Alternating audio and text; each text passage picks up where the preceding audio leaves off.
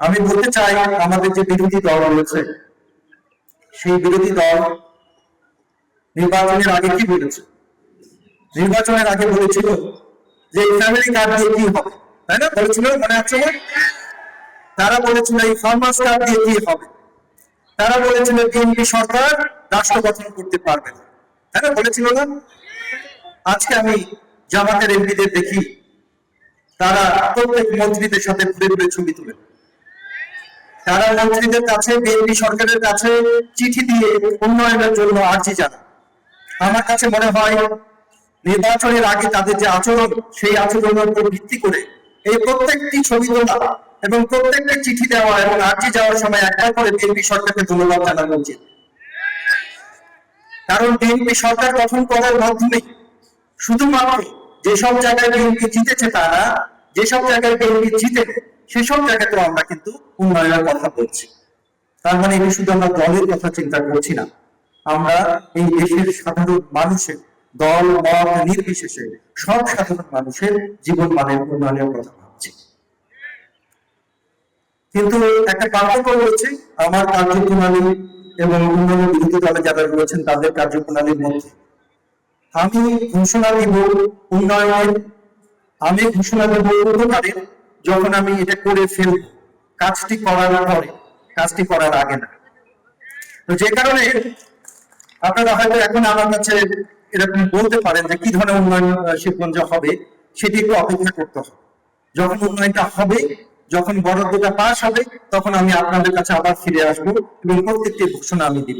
কিন্তু আমি নিভৃতে কাজ করতে চাই, আমি নিভৃতে কাজ করতে চাই, আমি নীরবে কাজ করতে চাই এবং কাজ করার পরে আমার কাজই কথা বলবে, আমার কথা বলা দরকার। আপনাদের সবার কাছে এই গ্রীষ্মের সময়, এই গরমের মধ্যে এখানে বসে থাকার এই যে কষ্ট এবং ধৈর্যের কথা বলার যে আপনারা যে ধৈর্য আপনারা দেখিয়েছেন, সেটি দেখানোর জন্য আপনাদের সবাইকে আমি ধন্যবাদ জানাচ্ছি। আমাদের শিবগঞ্জের যে নানা ধরনের প্রবলেম রয়েছে, অসুবিধা রয়েছে, কি অসুবিধা রয়েছে? রাস্তাঘাটের অসুবিধা রয়েছে, শিক্ষা প্রতিষ্ঠানের অসুবিধা রয়েছে, আমার পদ্মার ভাঙনের অসুবিধা রয়েছে, আমাদের পানি সম্পদ মন্ত্রণালয় সম্পর্কিত কিছু অসুবিধা রয়েছে। আমাদের পোর্টটাকে আরো একটু আধুনিক করার জন্য আমাদের কাজ করতে হবে। শিবগঞ্জে নানা ধরনের অবকাঠামো উন্নয়ন, যেমন সকল ধরনের প্রতিষ্ঠান আপনারা দেখবেন চলে যায় জেলাতে, শিবগঞ্জে আসে না। কিন্তু কেননা আমাদের শিবগঞ্জে আমরা নিজেদের প্রতিষ্ঠান তৈরি করি, এটা শিক্ষা প্রতিষ্ঠান হতে পারে, এটা শিল্প প্রতিষ্ঠান হতে পারে। আমাদের শিবগঞ্জে আম ছাড়া খুব বেশি কিন্তু অর্থকারী ফসল এখানে নাই। এখানে কিন্তু ইন্ডাস্ট্রি আমরা গড়ে তুলতে পারিনি, বড় একটা শিল্প কারখানা আমরা গড়ে তুলতে পারিনি, যেখান থেকে অসংখ্য মানুষের আমরা চাকরির ব্যবস্থা করি। আমি কিন্তু এই বিষয়গুলো নিয়ে চিন্তা ভাবনা শুরু করেছি যে কিভাবে নতুন প্রতিষ্ঠান গড়ে তোলার মাধ্যমে আমরা শিবগঞ্জে নতুন চাকরির ব্যবস্থা করতে পারি। এখনকার দিনে চাকরি মানে টাকা পয়সা লেনদেনের কথা আমরা শুনি, এটা যাতে না হয়, আমরা যাতে শিবগঞ্জের মাটিতে প্রতিষ্ঠান তৈরি করতে পারি, যে প্রতিষ্ঠানে আমাদের শিবগঞ্জের মানুষেরই আমরা চাকরির ব্যবস্থা করতে পারি। এই ব্যবস্থাটুকু আমি করার জন্য আমি প্রধানমন্ত্রীর কাছে দিন দরবার করছি, আমি সংশ্লিষ্ট মন্ত্রীদের কাছে দিন দরবার করছি, আমি আমার দিক থেকে আমি চেষ্টা করছি। আমি আপনাদের কাছে আহ্বান জানাচ্ছি, আমি বেশি সময় আমি নিব না, আমি শুধু একটি কথা বলতে চাই যে আমাদের সামনে নির্বাচনের আগ পর্যন্ত প্রায় 4.5 বছর বা তারও বেশি কিছু একটু সময় রয়েছে। আমরা যদি সংগঠনকে গড়ে তুলতে চাই, আমরা যদি বিএনপিকে আবার কিছু দাঁড়ানোর মতো আমরা শক্ত অবস্থানে দেখতে চাই, আমরা যদি সত্যিকারের রাজনৈতিক রাজনীতি করতে চাই, তাহলে কিন্তু এই নির্বাচন একটি আপনাদের জন্য 10 নম্বর বিপদ সংকেত ছিল।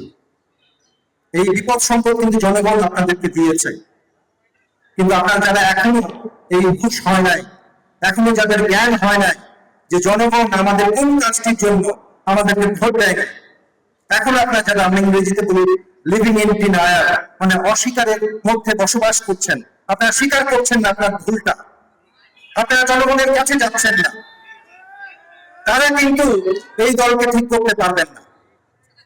এবং আমি এটা বলতে চাই, এটা স্পষ্ট বার্তা আমি দিতে চাই, যারা এখনো মনে করছেন যে আগে পুরনো স্টাইলে রাজনীতি করে আপনি টিকে যাবেন, আপনি টিকে যাবেন না, আপনাকে জনগণের কাছে যেতে হবে। আমি নির্বাচনের আগে দেখেছি বড় বড় মিছিল হয়, মিটিং হয়, মানুষের কাছে কেউ যায়, সাধারণ মানুষের ঘরে ঘরে কেউ যায় না। তা আপনি সাধারণ মানুষের কাছে ঘরে না গেলে সাধারণ মানুষকে আপনাকে সম্মান দিবে? দিবে না। আপনি যত করে মিছিল করেন, মিটিং করেন, আপনি যদি মানুষের মনের কাছে না যেতে পারেন, হৃদয়কে জয় না করতে পারেন, আপনার কাছে তো মানুষ যাবেন। যে কারণে আমাদের প্রতিদ্বন্দ্বী দল অনেক ধরনের কৌশল করেছে। তারা, আমরা নানা ধরনের অভিযোগ শুনেছি, নির্বাচনের আগে নগদ অর্থ বিতরণ করতে যে অনেকে ধরাও পড়েছে সেই দলের, নানা রকম ঘটনা তারা ঘটিয়েছে। কিন্তু আমাদের পরাজয় শুধুমাত্র এই কারণে, এটা ভাবলে আপনারা ভুল করবেন।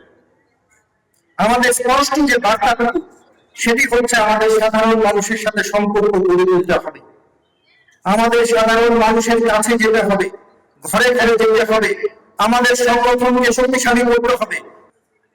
শিবগঞ্জের মাটিতে লুটেরা কণ্ঠে, শিবগঞ্জের মাটিতে চাঁদাবাজি, দালালি এবং সাধারণ মানুষের ন্যায্য হক যারা কেড়ে নিতে চায়, তাদের রাজনীতির দিন আমি শেষ করবো ইনশাআল্লাহ।